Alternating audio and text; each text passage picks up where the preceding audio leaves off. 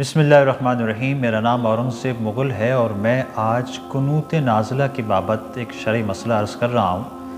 علماء فرماتے ہیں کہ جس علاقے میں کوئی بلا نازل ہو، کوئی وبا پھیل جائے یا جس مسلمانوں کے علاقے پر کافروں کا حملہ ہو جائے تو اس اہل علاقہ پر قنوت نازلہ پڑھنے کا حکم ہے۔ یعنی امام جو ہے نماز فجر میں اللہ سے امان مانگے گا، جو دعا حدیث شریف میں آئی ہے، اور کافروں پر لعنت بھیجے گا اور ان کی تباہی کی دعا کرے گا۔ یہ حکم تو ہے بنیادی طور پر جن پر بلا اتری ہے۔ میں نے قنوت نازلہ اس لیے شیئر کیا ہے تاکہ میں عرض کروں کہ اس وقت جو بلا فلسطین پر اتری ہے، بلا شبہ اتنے اہل بلا دنیا میں کوئی بھی نہیں، اور میری اس بات سے کوئی اختلاف نہیں کر سکتا۔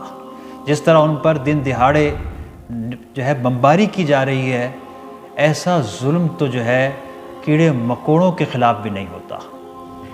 تو بہرحال ہم قنوت نازلہ تو نہیں پڑھ سکتے نماز فجر میں، لیکن کیا ہم اپنی دعاؤں میں بھی انہیں یاد نہ رکھیں؟ گو ہماری دعاؤں سے بھی کوئی فرق نہیں پڑے گا، اس کا بھی امپیکٹ صرف اتنا ہے کہ تاریخ میں ہمیں اچھے لفظوں سے یاد کیا جائے گا۔ اور ہماری حیثیت کتنی ہے؟ ہماری حیثیت اس پرندے کی سی ہے کہ جو اس نیت سے پانی لے کے چلا تھا کہ میں نار نمرود کو بجھا دوں۔ اب مجھے بتائیے 40 دن کی وہ روشن کی ہوئی آگ کیا وہ پانی کے چند قطروں سے بجھ جائے گی؟ نہیں، لیکن آج اس پرندے کو اچھے لفظوں میں یاد کیا جا رہا ہے۔ اس کے خلاف گرگٹ دیکھیے آپ، وہ نار نمرود پر پھونکے مار رہا تھا کہ کسی طرح اس آگ کو اور بڑھاوا دے، تو اب قیامت تک کے لیے اسے نشان عبرت قرار دیا، اور شریعت نے حکم دیا کہ جہاں گرگٹ نظر آئے اسے جو پہلی ضرب میں مارے گا اس کے لیے 100 نیکیاں ہیں۔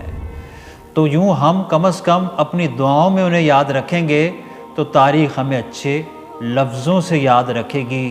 خدا را انہیں اپنی دعاؤں میں یاد کیجیے، اللہ سے گڑ گڑا کر رو کر، نمازوں میں، نمازوں کے بعد، اپنے وظائف کے بعد، قرآن کی تلاوت کے بعد، اللہ توفیق دے تو تہجد کے قبولیت کے ایام میں، اور جو مزارات پہ جاتے ہیں تو وہ صاحب مزار کے پاس جا کر انہیں اپنا جو ہے وسیلہ بنا کر اللہ سے بس یہی التجا کرے کہ اے اللہ میرے نہتے فلسطینیوں پہ رحم فرما، فرشتوں کی ٹولیوں سے ان کی مدد فرما، انہیں اسرائیل کے ظلم سے بچا اور اسرائیل کو اپنی گرفت میں لے لے، اسرائیل پر اپنا غیظ و غضب نازل فرما اور اسرائیل کا وجود ناپید کر دے۔ یہ دعائیں ہماری دعاؤں میں سر فہرست ہونی چاہیے۔